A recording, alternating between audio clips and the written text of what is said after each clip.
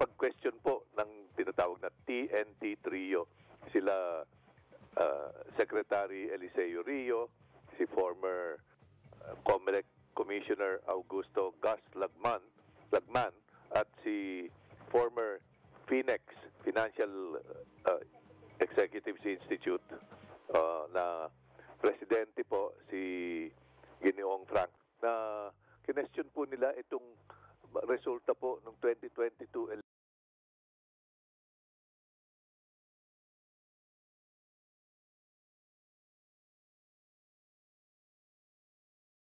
bitaw na, lalo na sa President and Vice President. Ano po? At humingi po sila ng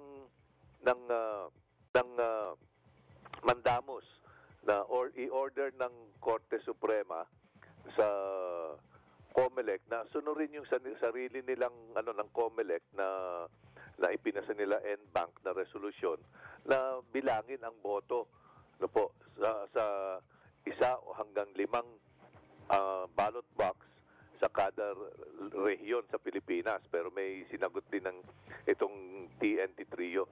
Magpapa-update po tayo sa mga kaganapang ito, sa isa sa kanila, kay dating FINEX President Franklin Isaac. Good morning po, sir. Good morning po, Sir Franklin. Yeah. Magandang umaga. Naririnig po ba ako? Oo, loud and clear. Sige po, pakibigyan lang kami ng update tungkol dito po, kasi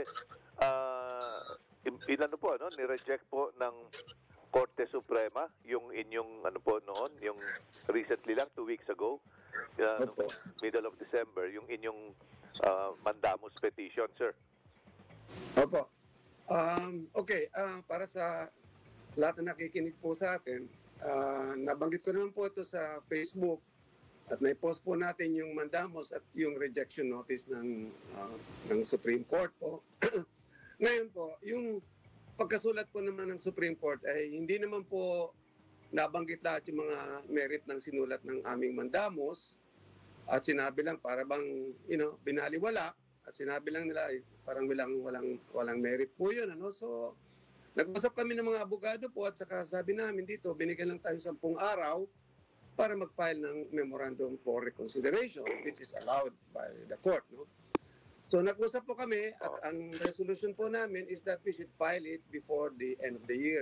So nagpulong-pulong may mga abogado po, pinagtulungan po nila yung ating tawag na MR at yun po ay pinadala po namin bago katapusan. Ang MR naman po yun ay napakasimple para lang malaman ng buong katotohanan na hindi ni-recognize ng Supreme Court yung mga kasulatan namin. Subalit, ang tungkol po pag nag-MR po, ang napag-usapan namin, hindi ka pwede mag-file ng MR unless you have additional proof. Yan po sabi ng aming abogado, na alam nyo, dekano po siya sa UP, at sabi niya, we should file this particular aspect ng ating constitutional right. Siya po ay isang constitutionalist, lawyer po, at siya po ang nagdagdag doon po sa MR natin. Ang ibig sabihin lang po nito, yung ating apela doon sa mandamus natin, na tinutukoy natin yung pag-reverse ng position ng COMELEC. At sinasabi namin po na it's based on our constitutional right. Tayo po, kami po constitutional right, sir? Ang constitutional right po, ang tinutukoy po doon sa sinulat, in the one of the grounds, the virtude grounds, but only the first ground na sinama ng aming dekano, na ito hindi pwedeng basta-basta sasantabi ng Supreme Court. Because it's what constitutional right po ang tinutukoy? It's a constitutional right to know. Nandun po yun.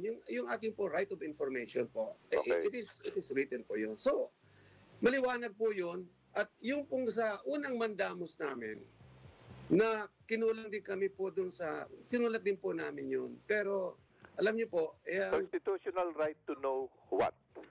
To know about the election process po. Because yung election process po, yun ang tina-question namin. Okay. The election process was already questionable when we sent a lot of letters to COMELEC, and they have not been responding properly to our requests. Marami po yun for the whole month of 2022 hanggang 2023. Hanggang sa nag-file na kami ng mandamus dahil ayaw kami sagutin. Hindi naman po na totally na-reject yung unang mandamos dahil Oo. isa sa justice, sabi niya, pakinggan naman natin yan. Nagtuloy-tuloy naman po yun at hanggang sa not-disqualify nga yung Smartmatic. Sabi nga ni Decano, naging moot in academic na yung mandamos yun dahil ano. However naman po, pumasok na naman tong isa, yung Miro, which is even worse because in-enshrine na po yung man in the middle, yung IP address po. Nandun na po yun.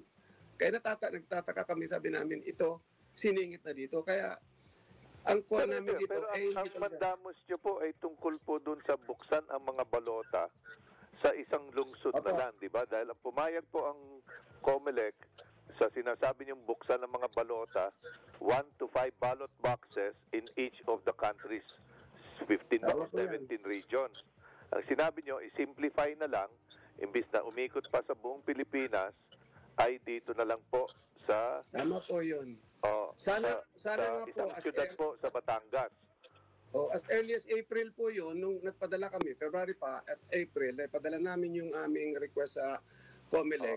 After a couple of months po, ni-reject nila yun dahil may mga iniling pa doon kung ano mga sinasabi namin.